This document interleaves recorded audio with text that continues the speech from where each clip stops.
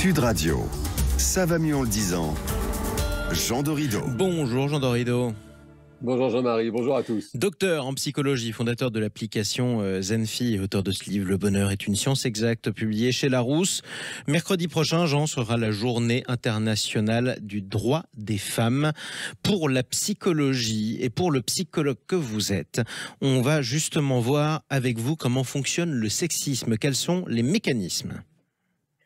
Alors en fait, c'est un sujet, le sexisme, qui est très très étudié par les psychologues depuis toujours parce que ça procède des phénomènes de discrimination. Vous savez, l'incapacité, l'impossibilité à une certaine catégorie de personnes d'accéder typiquement à des jobs. On parle pour les femmes de ce fameux plafond de verre. Et en fait, toutes ces études remontent à la source, en réalité, de la discrimination, outre, bien sûr, la misogynie parfois maladive de certaines personnes, hélas. Il y a là, je dirais, le commun des mortels, il y a ce qu'on appelle les stéréotypes en psychologie. En fait, ce sont des clichés qui concernent une catégorie de personnes. Et là, en l'occurrence, il s'agit des stéréotypes sexistes. Alors, qu'est-ce que c'est justement qu'un stéréotype sexiste, un stéréotype de genre ?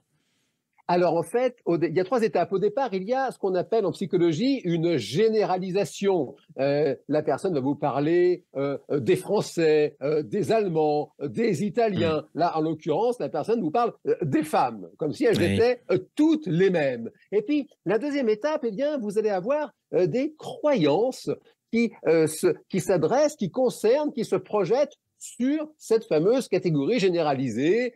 Typiquement, la personne va vous dire les Français sont râleurs, les Allemands sont austères et les Italiens sont dragueurs, par exemple. Et alors, typiquement, en ce qui concerne les femmes, vous allez avoir des croyances du genre les femmes n'ont pas le sens de l'orientation, elles sont sensibles ou même elles aiment faire la cuisine. Alors, il y en a pour qui c'est vrai d'ailleurs.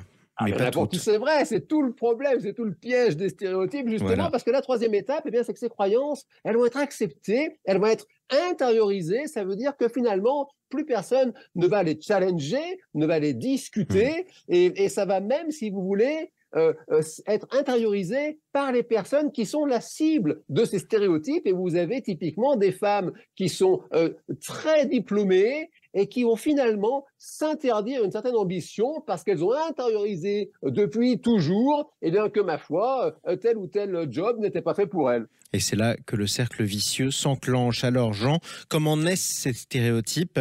Comment, toujours en psychologie, ça remonte à l'éducation, c'est ça ?